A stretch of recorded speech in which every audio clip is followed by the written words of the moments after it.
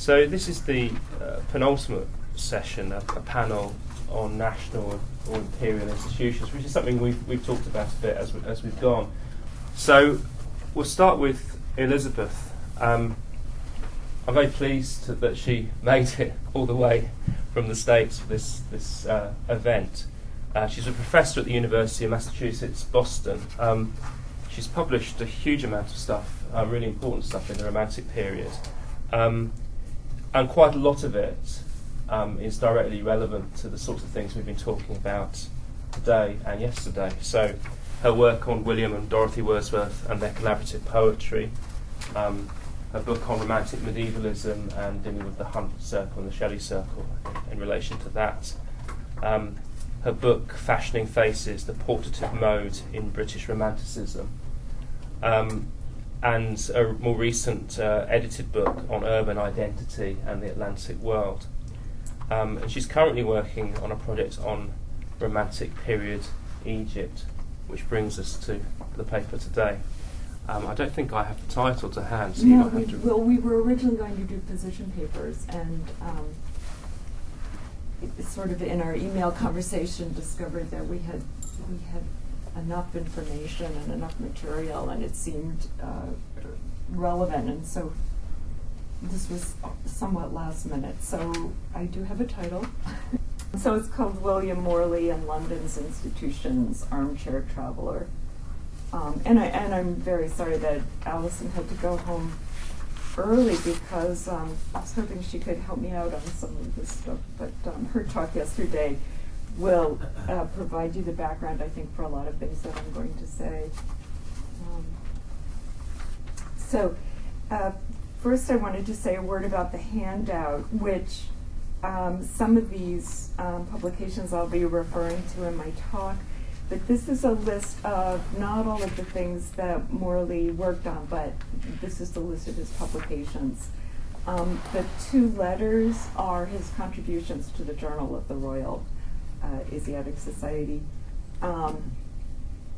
His key legal publication is that first one there, The Administration of Justice in British India. It was his bestseller.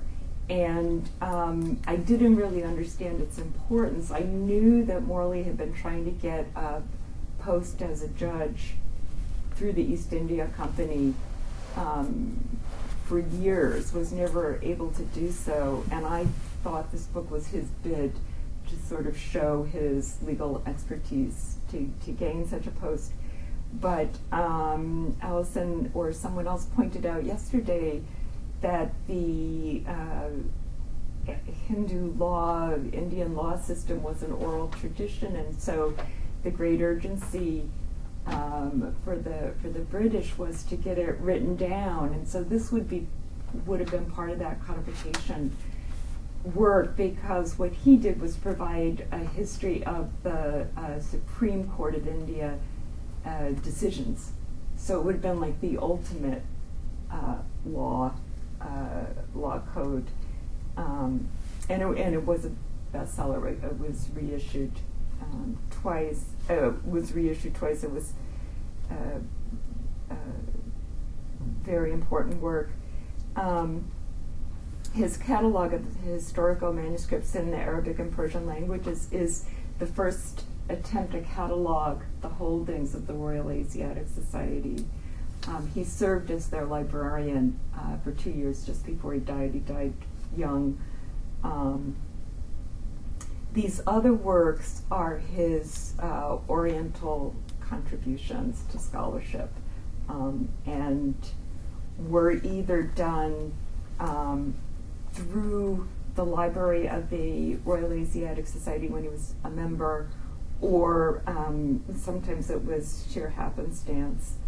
The very last one there, which was one of his earlier works, one of the gardeners in the Middle Temple pointed out this Turkish tombstone, so he took it upon himself to do this whole sort of archaeological antiquarian treatment of it and to write it up for the journal.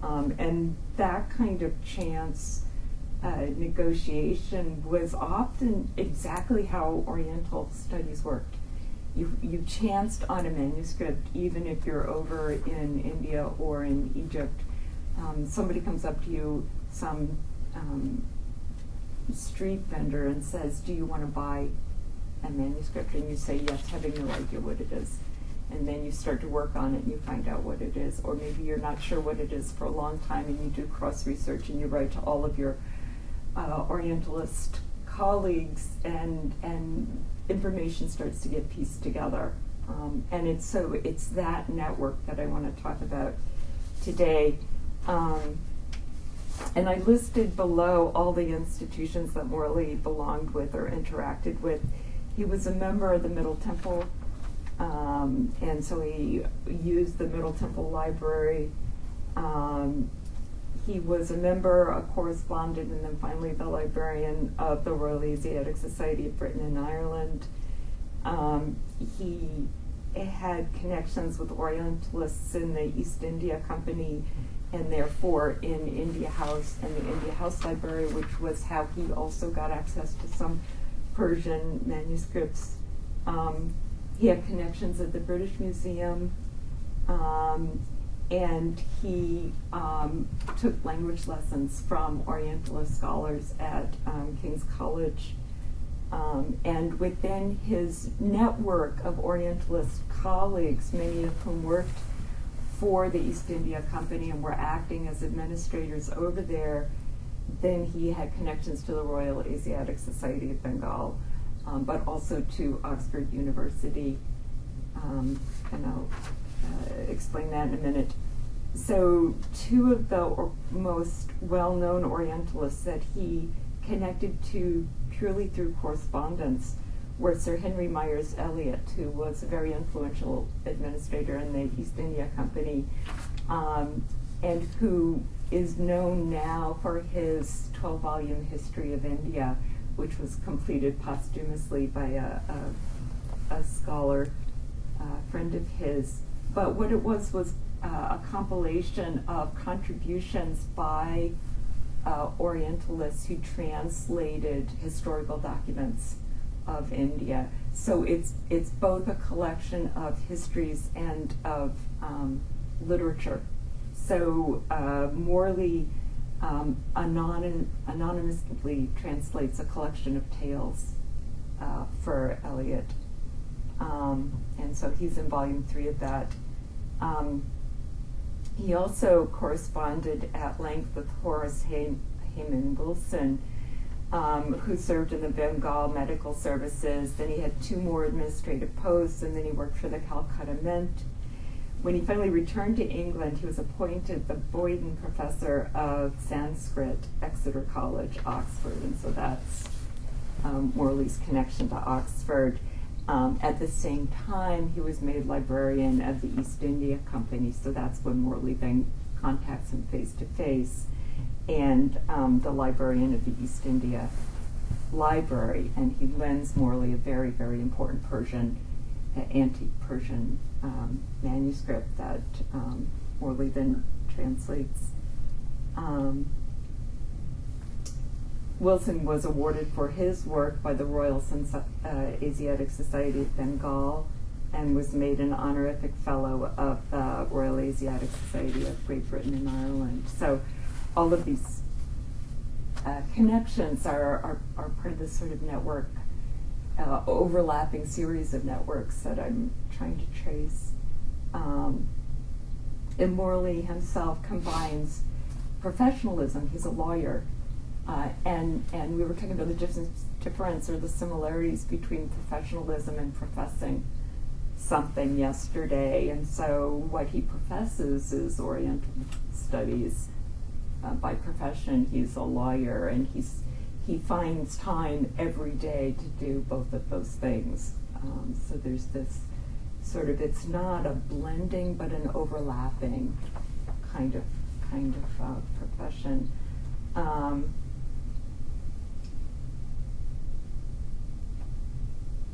Morley was very, very worried about the Paris-London competition in all matter things, but because he's a linguist, self-trained linguist, and was fluent in about 5 languages, including Arabic and Persian. He's very hot and heavy into the competition, the race, to break the hieroglyphic code, and then when Champollion wins that, to then go along with Young's theories and break the Demotic code, which was in the next race, the scribal writing script of ancient Egypt. And he really fancied himself somebody who could aid that endeavor. He also participated in the competition between London and Paris to get more Georgian manuscripts. So there's this sort of nationalist competition keeps coming up in his work. And then finally, he's one of the romanticists I spoke of yesterday when in the Q&A following Alison's talk, somebody who finds in the Royal Asiatic Society a place to still be romantic even as the nation moves into the Victorian period. He very much promulgates a syncretic world systems view of history and of cultural development, and he never gives that up. So those are the ways in which I think this case study is sort of speaking to a lot of issues that came up yesterday. So Romantic era scholars interested in ancient cultures and ancient languages were engaged in a parallel pursuit. Classificatory systems developed for showing the key to all ancient languages. Deeply related were those straining to show how ancient cultures arose along the same patterns and driving forces developed in one originary model for civilization. So again, that syncretic worldview. But civilizations are messy, each leaving chronicles and historical narratives revealing discrepancies, gaps, contradictions, or leaving no written records at all, or leaving frustratingly indecipherable and extremely partial records. Languages, even if available only in relatively few documents, can be decoded, translated, compared.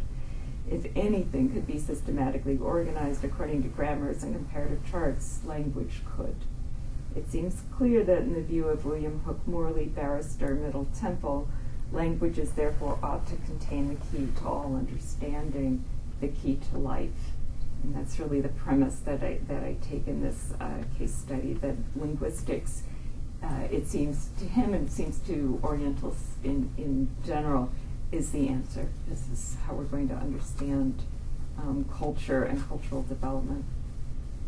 William Hooke Morley established a reputation as a self-educated Orientalist, and the process of his reading and dreaming provides a case study of the romantic subject for whom Egypt was an object of mental travel, a virtual destination, and a romance. Morley invested his time and labor in Oriental studies in the last decades of the Romantic period, but he was both more and less than that. Most Orientalists spent time in India or the Middle East, while he probably never left London at all. Most Orientalists were colonial administrators, teachers, or had some empire-related posts, such as museum curator, while Morley was a barrister. An utter amateur, he was also possessed of imagination. He was what I would call an armchair traveler. Egypt was not yet the easy destination of late Victorian and early modern England for the health-poor and cash-strapped. It was still a difficult voyage to a land annually beset by epidemics, corrupt government officials, arrogant Mamluk soldiers, bandits, and poor accommodations. Although he lived into the Victorian age, it seems Morley's thought was largely influenced by the Romantic imaginary, and he thereby exemplifies the British reader of travel literature, Oriental studies, and histories who participated in the romanticizing of the Middle East and subcontinent. Morley's views of India appear to have been those of the progressive 19th century, but his interests in Persia, Arab cultures, Egypt, and surrounding areas were nostalgic, imaginative, and related more to 18th century antiquarianism than Victorian progressivism. Ancient Egypt, of course, was more of a challenge, its language the most difficult code so far uncovered. By contrast, the Near and Middle East were in general nearer in time, or had already been the subject of study, enough so that knowing their cultures and their past seemed manageable. One could imagine them. Morley desired both a nearer historical and a more ancient familiarity, that is to say, not a purely Enlightenment progressive knowledge, but a knowing born of something more imaginative, even metaphysical. Morley's overarching framework was, like most Orientalists, in fact, linguistic. He became fluent in Arabic and Persian, studied several other languages, including Hindustani, Hebrew, and Chinese, cuneiform, and Egyptian hieroglyphics, but he was also fascinated by the cultures, histories, religions, and literature of the Near and Middle East, including India and what is now Pakistan, Bangladesh, Afghanistan, and regions north of Afghanistan up into Mongolia. He was less interested in the Far East, although he did seriously consider applying for a legal appointment in Hong Kong when that became available. In short, Morley was an Orientalophile. He died very young at 45, outliving his wife by several years. Although her early death was difficult for him, even before that catastrophe, he looked eastward, not just in his hobbyist studies, but for a career move. Beginning at age 15, Morley began keeping extensive notebooks of his reading in Oriental Studies. By the time his studies developed into clear evidence of his learning, it is obvious that he set his sights on a judgeship in India under the patronage of the East India Company, to which the Royal Asiatic Society of Great Britain and Ireland was aligned. It also becomes clear that the collections to which Morley had access for his reading and note-taking were institutions of the East India Company, the Library of the India House in London, and the Library of the Royal Asiatic Society. He became a resident member of the Society in 1847, but had long been associated with the library and with the Society and its library before this, and was elected to the office of librarian 2 years before his death. He was also a trustee of the Society and deeply concerned in the Society's business, and most of his Orientalist publications were commissioned by or carried out under their auspices.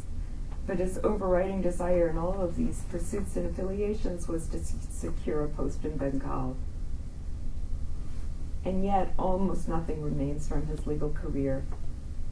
What cases he worked on or what clients he took on is not noted in the catalog of notable Middle Templars, who remembers him only for his Oriental publications and for his well-received digest of cases dedicated in the Supreme Courts of India, which is listed last among all of his publications in the Templar catalog.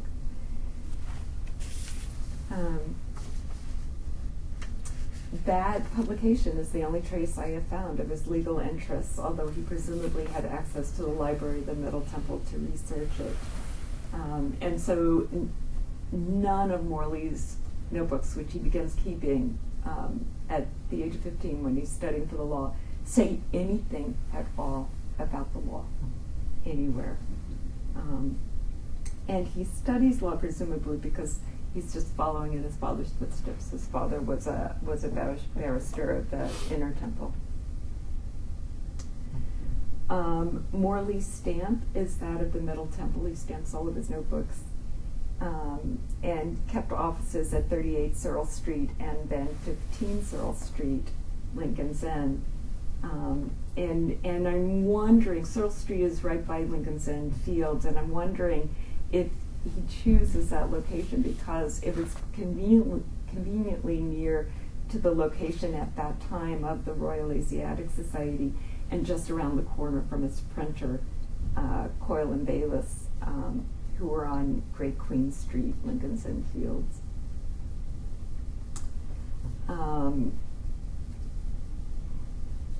In the majority of his notebooks held in the British Library and in his main publications, Morley remains a scholarly, logical man. The notebooks are in the main collections of excerpts. He's copying rather than writing, rarely resorting to the speculative thought of Coleridge's notebooks or De Quincey's essays. But two notebooks depart from this scholarly, even legalistic training. Each is in its way a romancing of the historical Middle East, a passage into an antique past.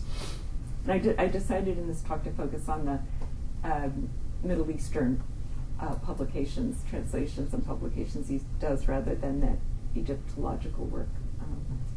So that's what this is about. One notebook, or rather set of forth in volumes, is a fair copy of his edition of a Persian manuscript of the Jami-ul Hakayat, a collection of tales much like the Arabian Nights.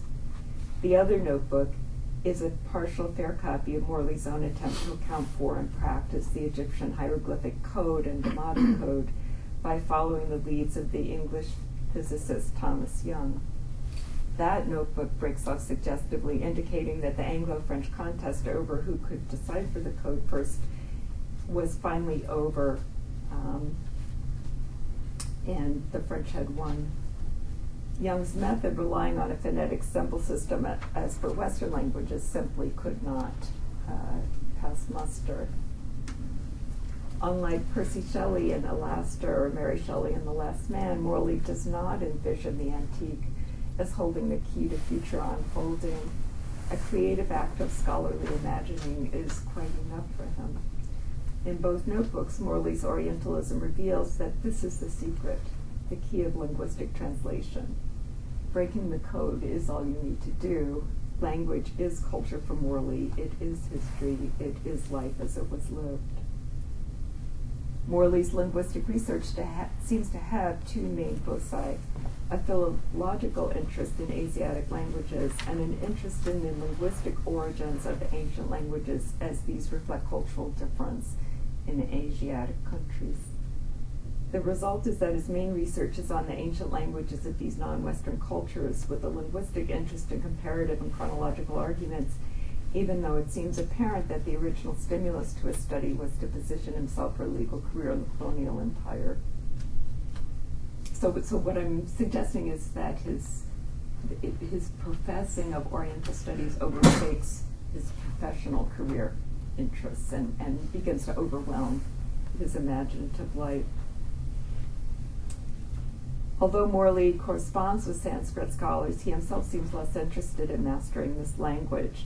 Indeed, aside from his fluency in Latin, his pursuit of at least two of the present-day languages necessary for a colonial judicial appointment appears quite purposeful, with the excursion into Egyptian hieroglyphs and Demotic having been the detour taken when Morley becomes caught up in that fevered race to decode ancient characters. The reason for Morley's philological interest is borne out by a 2-page advertisement pasted into the end pages of one notebook, as well as by a letter to Horace Hayman Wilson. The pasted-in pamphlet addresses the requirements for those preparing to take the civil service exam for colonial posts as taught by Professor Seddon, and notes which languages are necessary for different job classes or in different regions of India, indicating that to know all of the required languages before leaving England is desirable, but not absolutely necessary. Professor Seddon will, in November next, open classes in Sanskrit, Persian, Hindustani, Bengali, and Arabic. The pamphlet begins. And so you can begin to see the kind of scope an Orientalist has to have as the kind of polymath scholars that they had to be. Perhaps the most pertinent paragraph addresses Morley's own career plans. Under existing circumstances, therefore, it is impossible that a judge or collector in Bengal can adequately perform his duties without a knowledge of both Persian and Hindustani as well as Bengali, nor that he had other presidencies without a knowledge of Persian, the vernacular dialect of the province in which he may be stationed, be admitted, so that you had to get these languages at least underway before you left. Subsequently, smaller advertisements had been tipped into his notebook after this one that announced private lessons outside the university in Chinese and Hebrew. Chinese would have been relevant both for general philological interests, as linguists sought to determine which alphabets came first and how the transformation of sound into character occurred. But it also becomes crucial if Morley's one extant plea for aid in seeking a colonial position could be realized. On January 3rd, 1844, he wrote to Wilson requesting just such aid. Wilson was at this point still in India. I see by the newspapers that the judgeship of Hong Kong has been refused by several of my learned brethren, and that there is some difficulty in finding anyone to take it. You are aware, I believe, that it has always been my most ardent desire to obtain a legal appointment in the East, and that with this view I have devoted much of my time to the study of the law of India. It is true that this has but little relation to that of China, but still, I think that the knowledge I possess of some of the languages and customs of the East in connection with my legal studies may give me some claim. With the public especially, as to the world at large, Chinese and Persian are not supposed to present many points of dissimilarity. If I might venture to solicit your influence with the directors, I should entertain great hopes of success. See, the idea is if you know some of these ancient languages, you will easily understand the other ones. If the idea that an ignorance of Chinese is of less hindrance with a knowledge of languages of the East, Morley had support from no less than Thomas Young in thinking so. In an excerpt from Young's letters, Morley records a similar conception of the earliest languages. The English language appears to approach to the Chinese in the facility with which all forms of grammar may be shaken off. The idea is English is this sort of master code, and if you know that, you can break these other codes. They all work along the same lines. Although Morley's notebooks lack an overarching narrative, they seem to me to just perambulate. Whatever he was reading, that's what he took notes on. In addition to his abiding philological interest, which goes well beyond the required study for colonial service, they do include his own historiographic speculations, in addition to the extracts from other scholarship. However, read through chronologically, the journal volumes in general trace the institutional network, both formal, the Middle Temple, the East India Company, India House, and personal, the Royal Asiatic Society, the British Museum, King's College, that this man represents, allowing me in effect to retrace the neural circuitry of the suggestively associative entries in the notebooks. This circuitry shadows the network he established himself in his personal inter-institutional connections, a network that layers his formal and personal relationship to the institutions in different ways. It seems to me that the notebooks provide a deeper model of how individuals related to institutions in inventive and sometimes serendipitous rather than purposeful ways. And I think that's important in our conversation about communities, that we think about serendipity as well. In attempting to trace his mental world as this intersected with and was determined by the expediencies of the life he was living, I will map the armchair travels of William Morley onto the larger circuitry of a romantic Orient in the time remaining.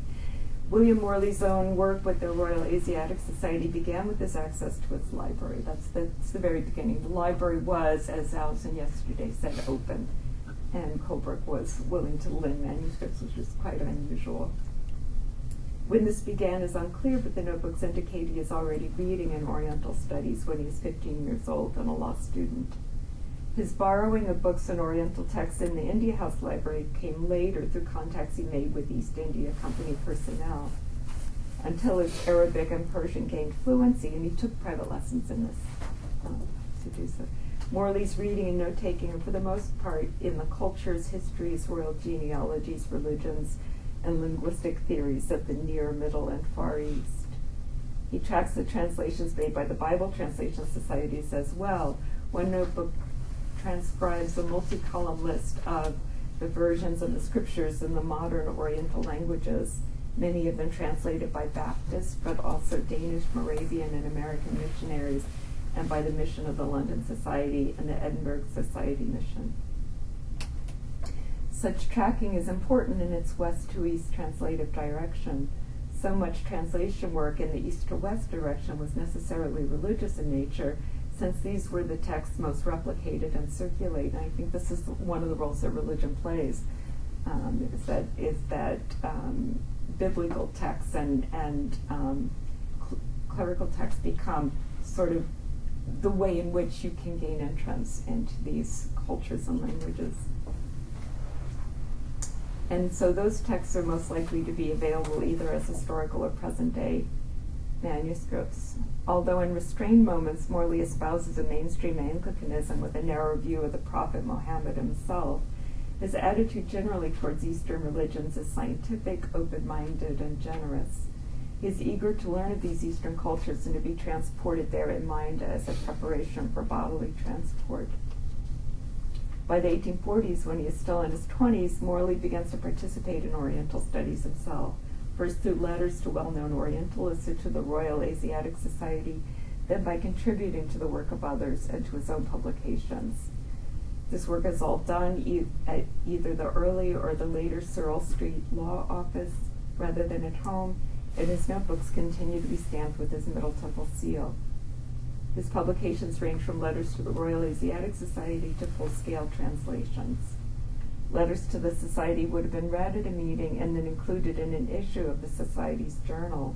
And as I said before, one such letter describes the Turkish tombstone found in the temple garden. Nobody knows why or how it got there. Morley translates its religious text and attempts an antiquarian description of the artifact as well as a guess at its age. He also published an elaborate description of a planispheric astrolabe made for the King of Persia in 1856. The astrolabe was in the British Museum's collection, so a lot of this was just serendipitous.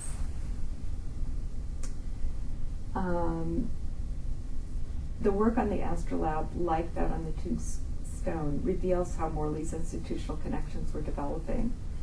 Beside the Middle Temple, and his work with the Royal Asiatic Society and India House, as well as with colonial administrators involved in Oriental Studies, he also developed ties with the British Museum by purposely pursuing these.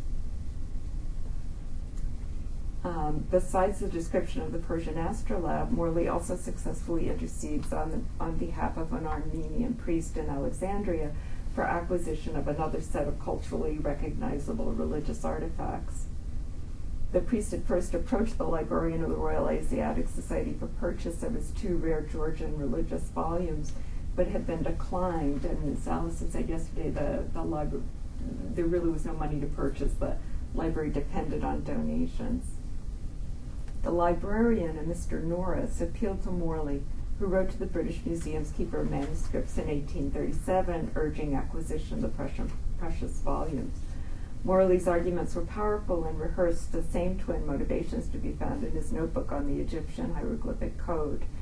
Translating these texts would be an invaluable service to Western knowledge. The British need to acquire them before the foremost expert in the Georgian language, a Parisian scholar, is able to purchase them.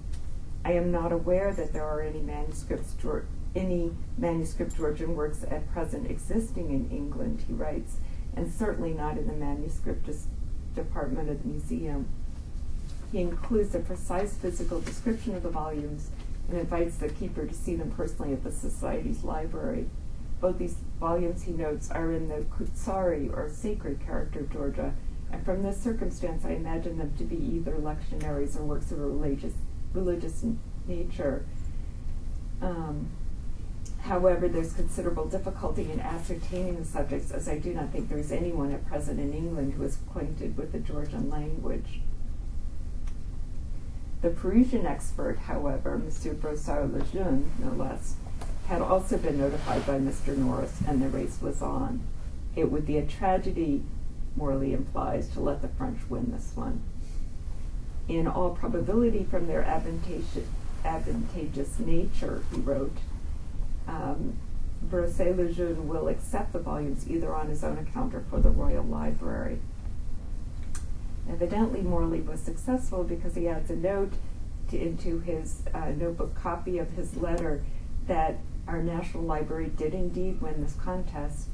Immediately on receiving the above letter, Sir Frederick Madden proceeded to inspect the manuscripts in question and purchase them on his own responsibility without applying to the trustees in order to avoid delay. They are at present deposited in the library of the British Museum. There's a great flourish under this little edition. It is worth noting here how Morley's intercession with the British Museum appears antiquarian, patriotic, and at another level, a personal victory. Yet the circuits traversed through the Royal Asiatic Society to Egypt, where Georgian liturgical texts brought by Mamluks came into the possession of an Armenian priest, back to the Society's library, and thence to the British Museum's manuscript librarian, as well as to a celebrated Parisian linguist, is replayed in a slightly different way by no less than Samuel Birch, Egyptologist and the museum's curator who did so much to further popularize its Egyptian holdings. Before gaining renown, Birch himself was driven, like Morley, to seek the interest of well-known and well-connected Orientalists. He too wrote to Horace Hayman Wilson in Bengal, requesting aid in applying for advancement. His letter is dated January 8, 1845, a year and 4 days after Morley, almost to that day, had written similarly for advancement. Like Morley, Birch could consider making such a request because previous correspondence had involved matters of scholarly interest. Morley, too, wrote to both Wilson and Elias concerning questions of interpretation, provenance, and other matters requiring expert opinion before asking for intercession in his career. The world of British Orientalism existed via such connections, requests, and through the sphere of letters.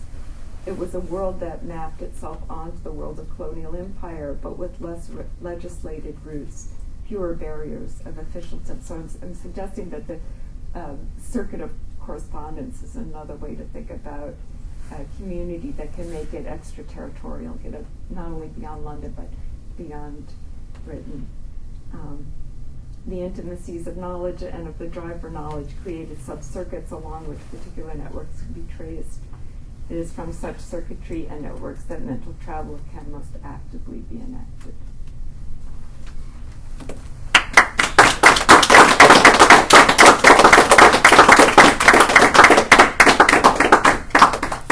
Thanks very much, Elizabeth. I hope this will follow on quite smoothly from Elizabeth's paper because like hers, it focuses on an individual, but thinks about them working within an institutional framework. I did pre-circulate this, but there are some hard copies coming around anyway. So I'll probably talk for 10 minutes max. This paper comes from a chapter on Charles Lamb in a book that I've recently finished on romantic Englishness, but the book's just with the publisher. It's not finished as such, so it's still work in progress. And I suppose what I try and do in the chapter is think hard about the relationship between the local in Lamb's writing, and he's a writer very much associated with local attachments, and the exotic, which may be there in explicit ways in some of his essays, and then in much sort of more covert ways in other essays. So among other things, I talk about his correspondence with the explorer Thomas Manning, and Alison very kindly showed me the bust of Manning in the Royal Asiatic Society and a portrait they have of him, which I hadn't seen before. And I also talk a bit about Lamb's obviously Orientalist essays, such as Dissertation upon Roast Pig and Old China, which have got a lot of critical interest recently, as you'd expect. One section talks about his work for the East India Company and the relationship between his sort of clerkly writings and his ones that are more obviously creative.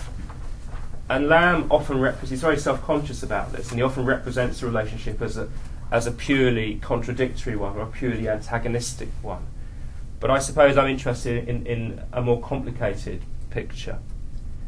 Perhaps in Lamb's case, one might see the company as offering a sort of something that sort of fostered and enabled his more obviously literary outputs.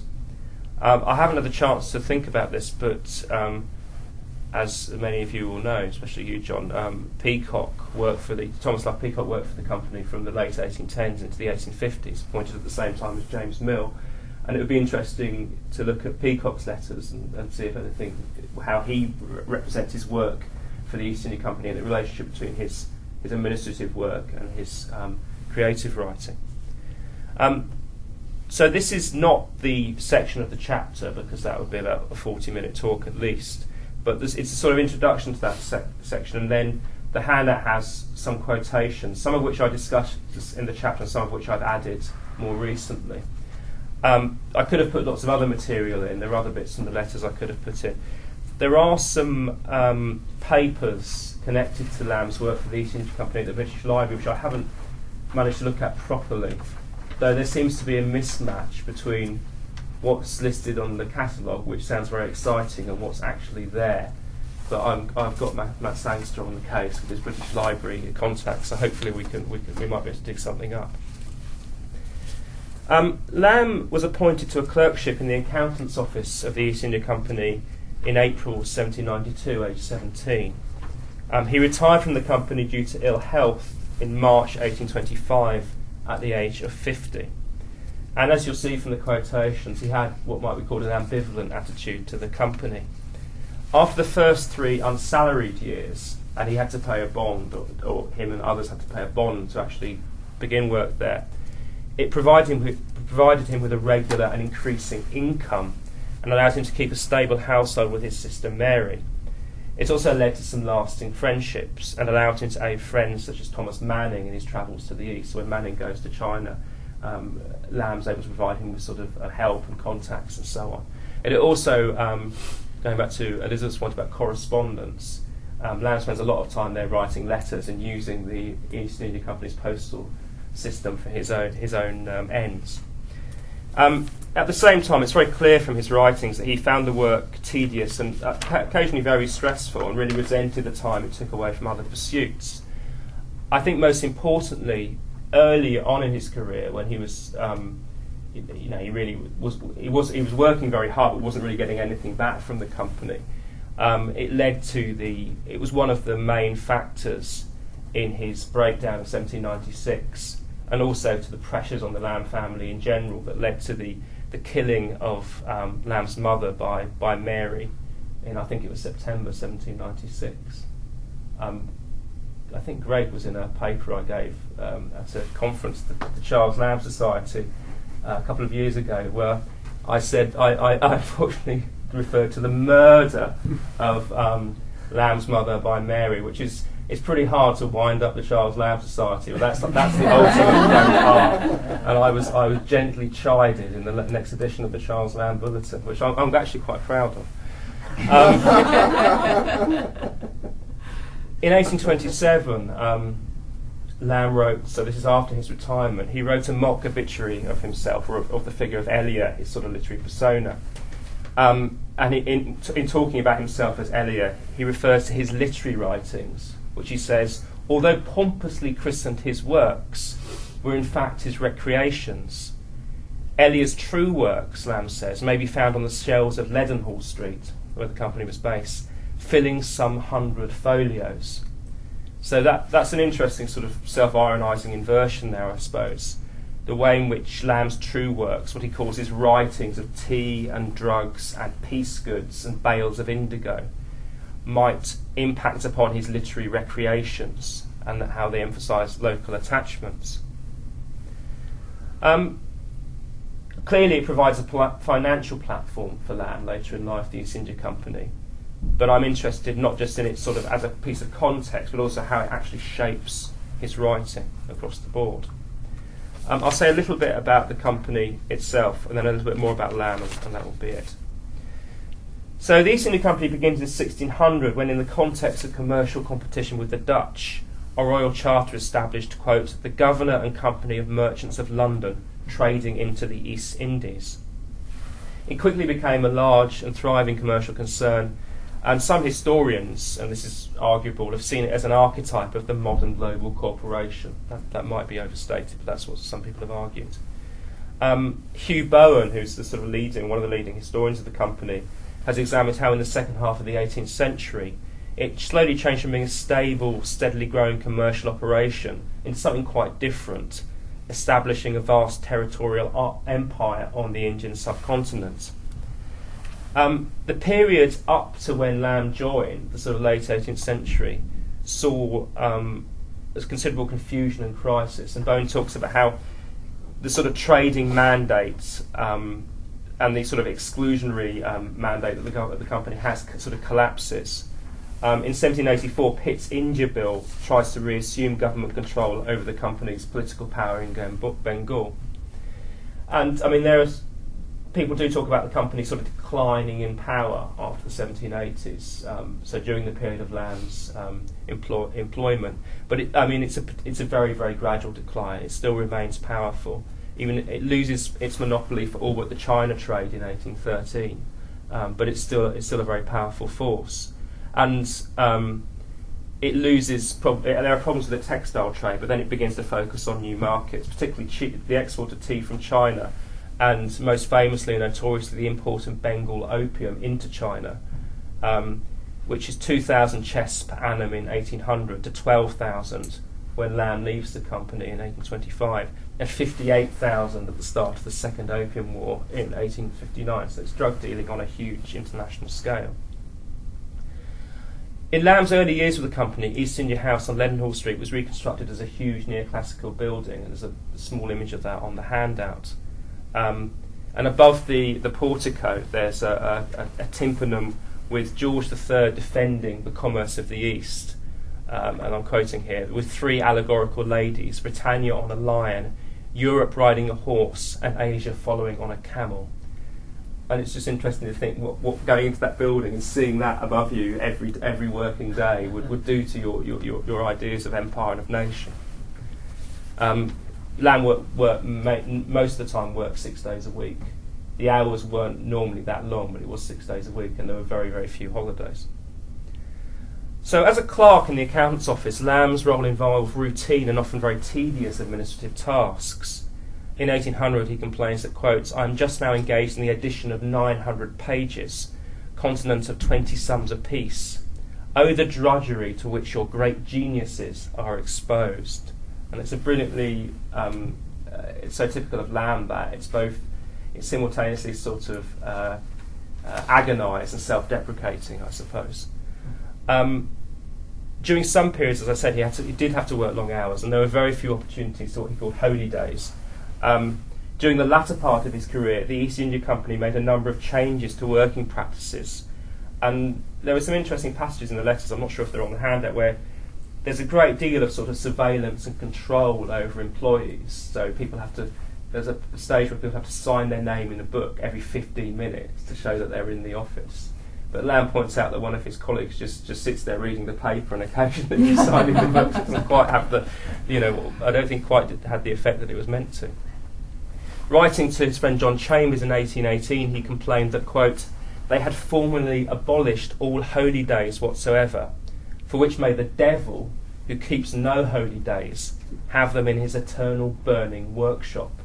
And the association between the company and a sort of satanic empire comes up quite a lot in the letters. He wrote to Mary Wordsworth about the same time that heads of offices, those true liberty haters, have abridged us of the immemorially observed custom of going at 1 o'clock of a Saturday, the little shadow of a holiday left us. So it's an interesting thing, because there are many complaints that Lamb gives about the company, but he was actually quite fortunate in a lot of ways to have achieved such a position, given his background, which was fragile, I suppose, in sort of social terms. The pensions and salaries, if you were there long enough, were very generous, and there was a lot of competition for places. So after 3 unpaid probationary years, he began receiving a salary of £40 per annum. But by 1800, this was £100 per annum. By the age of 40, 1815, it was raised from £240 to £460. And just before retiring in 1825, he was earning £730 per annum. His pension was £450. So, in many ways, it gave him a sort of financial stability that a lot of other writers of the period just didn't have. And he was well aware of this. So in 1823, he wrote to his friend, the poet Bernard Barton, telling him not to give up his job in a bank in order to become a professional writer. "Oh, you know not, may you never know the miseries of subsisting by authorship." Lamb didn't really know those miseries, but he knew Hunt and Hazlitt and various other impecunious authors. So, this takes us, I think, to the handout, which I don't actually have in front of me, and I should. And I've given there a sort of set of quotations, including that one from that letter to Barton, from about a period of about 20 years, so going from the time that he's employed in quite a junior capacity to the period of his retirement, and thinking about how he responds to retirement, which leads to all kinds of problems for him. And I just, rather than me giving an account of them, I'll just finish with some questions, really. So the sort of basic, sort of specific one would be, what do those quotations tell us about the creative impact of the company on Lamb? But I mean, in terms of the broader issues we've been thinking about today and yesterday, the relationship between labour and sort of routine, the routine performance of daily activities that might often be communal. How does Lamb figure the relationship between that and individual creativity, or how do we figure it? And I suppose also, and this is something I haven't really thought about for the paper, that the particularly metropolitan inflection of Lamb's writing, and perhaps in many of those quotations. I mean, there's a sort of an obvious point that it's important that he's a London writer because that's where the East India Company is based. But nonetheless, is being a sort of imperial labourer the key issue here, or is being an imperial labourer based in London the key issue? So I think what we could do is, to keep it as interactive as possible, if we spend 10 minutes or so thinking about both papers, and maybe you can sit there in silence if you want, and have a think and a bit of quiet time, or you can talk to people sitting next to you, however you want to do it. And then we'll come back and raise any sort of questions or issues that we want to. Does that sound okay? That sounds good. That sounds good. I just wanted to raise the possibility that we could add one more thing to the mix, which is to think about a counter case to Lamb, like William Blake, who's also in the metropole, specifically London-based man of humble origins like Lamb, who is anti-imperial and therefore working in his tiny little room with very few people reading him. Yeah. You know, and so here's Lamb circulating these creative essays, which are, you know, many of them just so bespeak the romantic imaginary in a kind of a unique and yet general way, widely circulated. And there's Blake also bespeaking the romantic imaginary, very idiosyncratic and yet reflecting this larger imaginary and yet not circulating. And so what are the costs of not being part of that larger community? Yeah, too. Refusing the system, as it were. Refusing the system, and yet so heavily involved in labor that he identifies what he does as both vision and labor. Yeah, that's excellent. Thanks. I think Elizabeth wanted to sort of kick things off with a general point, then we'll open it up for discussion. Yeah, so we David and I were talking, and we thought maybe to add into the mix not just Blake as a kind of parallel, but opposing figure for both Lamb and Morley, but to also think about Emma's earlier point about gender, and so to think, for instance, about Morley's wife, who I know absolutely nothing about, except that he drew pictures of her in pencil in his notebooks. That's all I know. But absolutely, there's no letters to her, there's no record of her. And then and we were talking about the exclusionary nature of many of these institutions and societies and clubs, and how women simply had no access to them.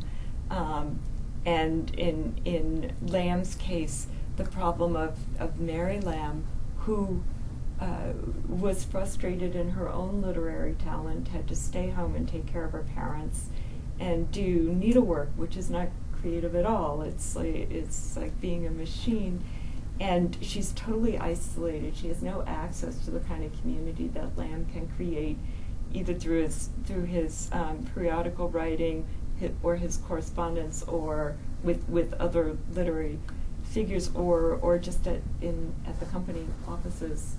And so the kind of problem of isolation that we think of in terms of Blake, but that were really experienced by women at home who might be undergoing nervous breakdowns sheerly from an imprisoning kind of isolation and inability to have an outlet for a collaborative, creative community. So, and we also just thought we'd raise the issue once again of class. Both Lamb and Morley are faced with class issues. Morley wants his post in the East India Company because it's the only way to advance his legal career. He can't do it in London. The only way to do it is to become a judge, and you can only become a judge by going out. And Lamb's obvious class background, Blake's class background, and then the whole communities that are either defined by their class as a leader, middle class, or defined by their exclusionary practices and membership, and also the problem of race. You get people like the Indian reformer and scholar that Alison mentioned yesterday, and you get other princely aliens coming to England, and particularly to London. But from North America, with the exception of Pocahontas, earlier, what you get coming over are, for the British, these representative people who are really just sort of peasants. There's no sense of nobility or status or the kind of elitism that the Indian gentleman Alison mentioned, whose name I'm forgetting, would represent that sort of. So there's a equality there because he's better than I am, therefore we're equal, or something. Versus somebody versus somebody who was mentioning to David who taught English at a school in Bengali, but was Bengali himself, and had written to Hayman Wilson for influence to get a post back in London so that he could teach Bengali there to anybody going for civil service. And Wilson won't do it. You can't get a job in London if you're a mere teacher of Bengali in a boys' school. That's not how that works. So class, race, and gender, the old triad, I suppose. Jane and I were just talking quickly about one of the things that you said at the beginning of your talk was about how language is kind of the key to everything. And we were thinking differently about the different kinds of texts that Morley and Lamb are producing. Morley's, he's doing translation, but I mean, lots of what he's doing is quite precise. It's translation, it's transcription. It's not necessarily imaginative work, although I'd argue probably there is some amount of imagination needed to translate something well. Whereas these letters that Lamb's writing, he's constantly referring. I think, David, you've tried to emphasise with your bold here. It's not my bold. Oh, is it not? No, it's okay. It's when Lamb has. It's used by his editor Marr. It's when he's either put words, emphasised them himself, or put them particularly large, or something like that. So I mean, he makes a lot of reference to the process, the actual process of writing, and what he's writing, and he's trying to write kind responses and friendly recollections, but his work interrupts him. A quill which he's scribed into arithmetical figures and names of gourds, cassia, cardamoms, aloes, ginger, or tea, then into kindly responses. So, what it appears that his work is kind of stifling his words, he's actually finding this with kind of poetry. Yeah. I mean, that line's really poetic, isn't it? So,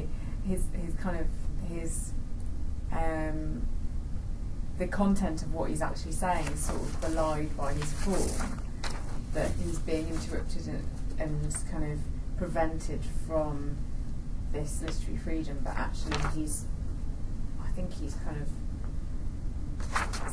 somehow inviting. He's enabled. Yeah, absolutely. I mean, that bit's about, it's a bit miserable, like the firs in the forest that die into desks, and yet it's actually quite beautiful. Yeah. So we just thought there was a strangely quite a knowing conflict. Yeah, there's two things I want to say to that. you have Lamb's literary identity at stake here, obviously. So letters are, as for Keats, an outlet for practicing poetical expression, I guess. But for Morley, it was quite serious when I was talking about metaphysical imagination, and for him, a large part of his work, because the translations were not precise, and many of the manuscripts that one would work with were in pieces, so one had to imagine, and even for the Arabic and Persian translations, we're talking about manuscripts from the 13th, 14th, and 15th centuries. So this is a culture that's now lost to us. We have to reimagine it. So even for what looked like just straight translations, the history of the Atabecs of Syria and Persia was a very, very important manuscript. It was commissioned by one of the last Mongolian Khans in Persia, and the court physician, courtier, governor, and Vizar, this guy was all of these things, who the Khan commissioned to write the history of the Khans dating back from Genghis Khan, was one of these polymaths. He spoke more languages than any of these Romantic period Orientalists did. His book, his manuscript book, was actually a universal history from the Persian perspective, Mongolian Persian perspective, and it's one of these Arab world universal histories that the Romantic period scholars were so interested in gaining access into translating, and he clearly was the very model of the scholar that Morley wanted to be, and that all of these Orientalists wanted to be. And so there was a huge act of identification and of imagination in working with this manuscript, of which Morley had the most of one volume out of 3 volumes, and it was a manuscript that was widely reproduced at the time. It was reproduced in both Persian and Arabic, so that all members of the Middle Eastern world could read it. And so finally he comes on to a full copy of that volume in the India House Library, which Wilson loans to him. There's that kind of scholarly imagination. We were talking yesterday about, let's be thinking about creativity as more than just artistic. And what are the ways in which we can talk about creativity? I think scholarly creativity is really important. The other thing is that Morley does get creative in the way that Lamb and other writers do. I think the Jamiul Hakiat, which he translates for Eliot for the history of India, which is, as I said, a collection of romance tales like the Arabian Nights. He takes only a handful of the tales, he reorganizes them. He doesn't do them by the chronology of the original manuscript. He creates a whole new scenario for why these tales would be told.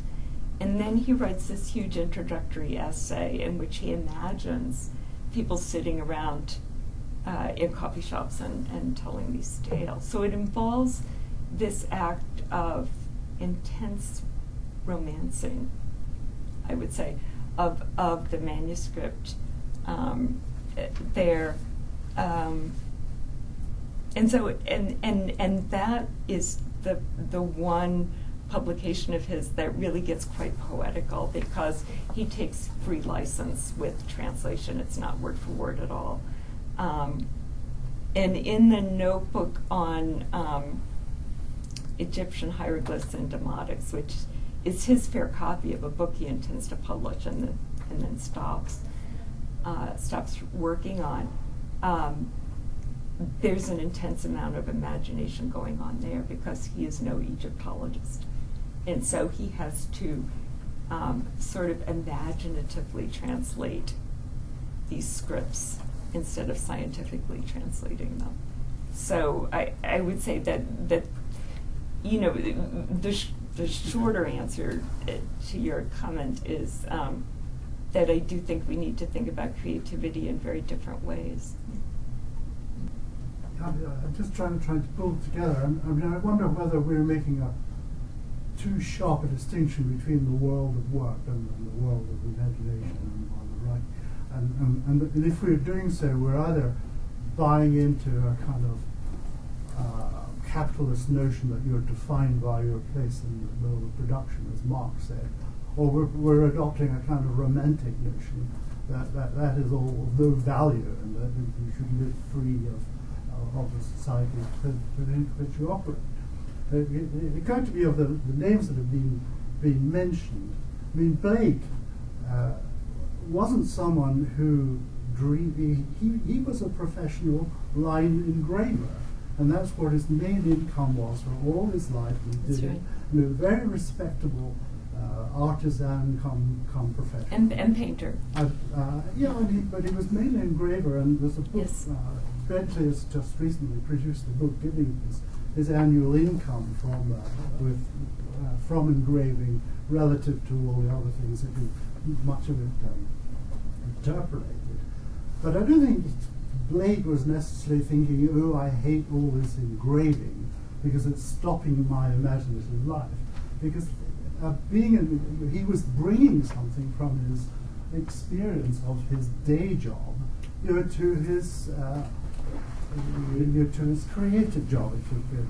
And then thinking with the lawyer.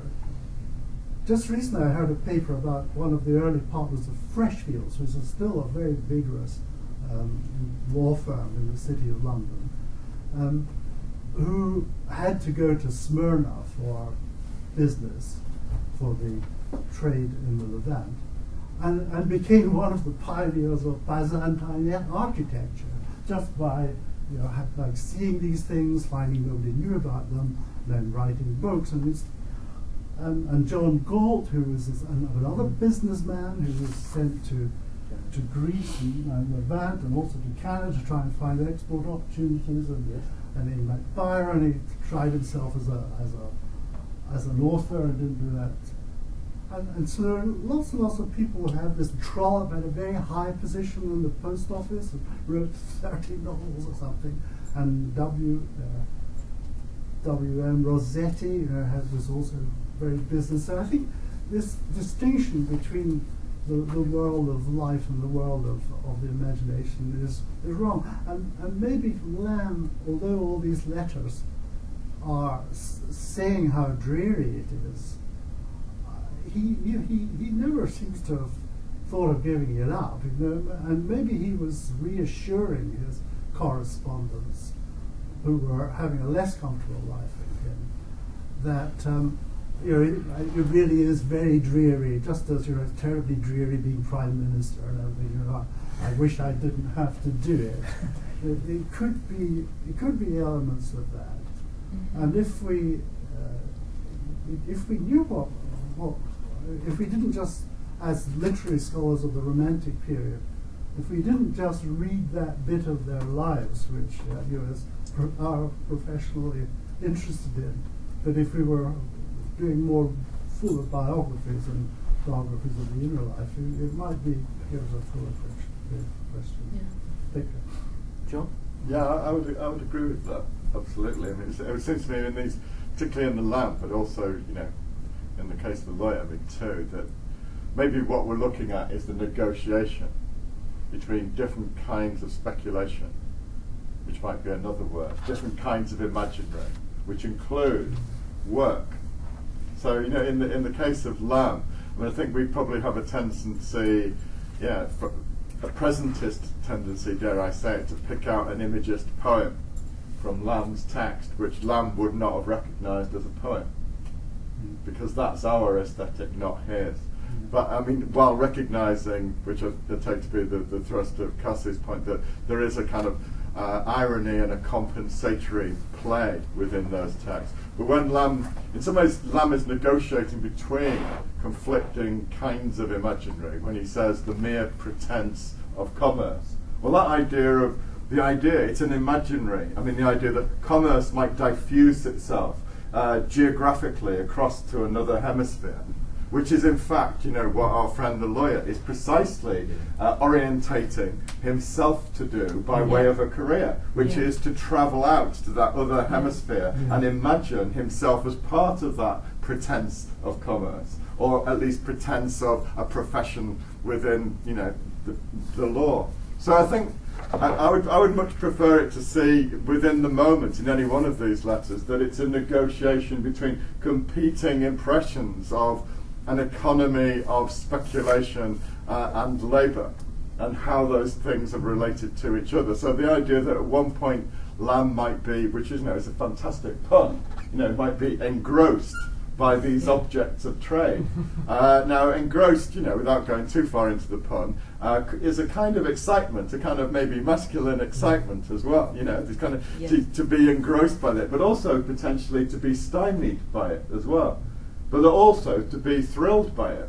So I think, I absolutely agree with William. I think maybe we need to avoid being too binary and too presentist in our concern for the neat category of the literary or of the aesthetic or of the imaginative, and maybe think of a much more evenly distributed economy of these things, which is nevertheless equally fraught and contradictory. That's how I would. I think that's right, because that's what Lamb likes to do, isn't he? He likes to set up binaries and then problematise them, and that's what he's always sort of playing around with the idea that there is this sort of pure world of the imagination and this sort of satanic world of labour. But isn't it curious? Talking about breaking the binary, that in some of the quotes, yes, it's very clearly the kind of vulgar day-to-day involvement in pricing goods and dealing with commodities. But in two of the quotes, in that first one, under pretense of commerce, he's actually talking about an enlightenment, and the other one I think was in the Wordsworth letter, was it? No, it's in the letter to William Wordsworth, the second one, the second page. An enlightenment ethic of commerce. And why would he do that? It's a curious displacement, isn't it? That there's the obvious binary of the mundane and the imaginary, and instead he's sort of introduced a third term, hasn't he? And why?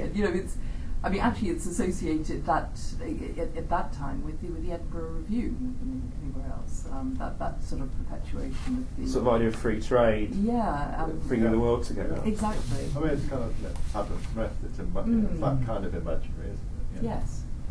Well, that's the unexpected middle term in that long letter, isn't it? There's lots of stuff about work and waiting to be alone when you continue to do some reading or writing.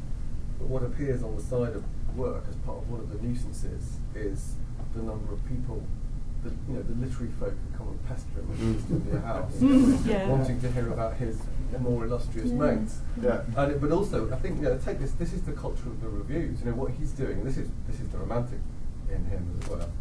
That is saying that actually this culture of literary reviews and literary discussion is also in some ways part of the problem. It's the world of work. It's what I want to escape from. When I'm talking about midnight reading and writing, it's separate from this world of, the amateurs of the Belles Lettres or the British institutions, the Lala Rooks, the reviewing culture actually, which he's not engaged in, and doesn't want to be. The difference, I suppose, would be, as you were pointing out before, Coleridge really thinks that you can somehow get there. The midnight dissertation is where you can live. Whereas Lamb's whole oeuvre is based on the irony of not being able to get there, or it sort of disappears as soon as you're too tired at the end of the day. And so that his literature, as you were saying, is precisely about the negotiation between that sort of ideal pockets or hiding places of one's power that are always disappearing as you might try to get to them, but that you precisely don't essentialise or can't transcendentalise upon those things because they're elusive and they're constructed by this working day that you've had anyway. Right. I mean, he uses the word recreation as well. I think it's quite interesting, isn't it, that Yeah. Leland, when he begins the Indicator, uses the word recreation. You know, as if Hunt is another person within the literary world, professional literature, who, when he starts to produce reflective essays, explicitly defines them as a recreation from his political work. Yeah. And that, Lamb is, I think, structuring things in the same way. So. Isn't there a Lamb letter where Lamb says something like, David, I can't remember, but Lamb says something like, you take care of your job, you take care of your work, and your work will take care of you. He's speaking to somebody who's thinking about giving up employment. It must be the Barton person, yeah. Yeah, Which and I Lamb haven't says that's a included. bad idea. Yeah. There's a sort of stability and even comfort that comes from that routine. And there's plenty of ways in which that kind of routine can enable creativity. Yeah. And when Coleridge's got nothing to do, then the problem really takes to drive. Yeah. What's characteristic though is that one of the reasons what put that idea into Barton's head. There's letters from Lamb before that saying, I can't do this anymore. Right. Well, This job is really getting me down. Yeah. And Bart says, you know what, you've convinced me, I'm going to give up. He says, don't give up. I was just whinging. Yeah. I had a bad day. That's exactly it. He precisely says, I was just complaining. In other words, and that's an interesting example, I suppose, a really concrete example of, in other terms, within the London Magazine, we might think of Elias as being, speaking from behind the smoke of irony, don't take this literally. But that's a literal moment between him and his friend, where he says, whatever you do, don't take me literally. Don't give up your day job. Yeah. I thought there was also something in the difference between the two was about system, about the capability or the wanting to imagine something systematically, and that seemed which Lamb didn't seem to want to do, which Lamb seems to resent, whereas our linguistic friend, as of course would be the case, with the Rosetta Stone. In some ways, it's about codes which release the capacity to imagine a system, a whole new system of language, or that languages themselves are part of a larger system which you can gain entry to. Just as trade is something that is a system that you can gain access to. So I thought the difference between the hiding places of our power, of kind of pragmatic, localized, somatic event, if you like, compared to the impersonal system, which is the imagining, of the wealth of nations and how economies and how other nations flourish in complete systems of language or culture. That's another thing, and that seemed to me to be one means of thinking about the difference between these two figures. And that comes up in the letter to Mary Wordsworth, 1818, where Lamb talks about what Coleridge said at the lecture last night, who of the form of reading men, but for any possible use reading can be to them, but to talk of might as well have been ante-Cadmeans born, or have lain sucking out the sense of an Egyptian hieroglyph as long as the pyramids will last before they should find it. So just the attitude toward ancient codes that for Lamb, the ancient codes are not only dead, they'll suck the life out of you forever. And for Morley, this is life. This is life itself. And it's more real than what I have to endure in my law office every day. Maybe that's a good point at which to finish the session. Thanks very much. That was really interesting and will be helpful when I come to revise the chapter. I won't be giving any acknowledgements. Thanks, Elizabeth.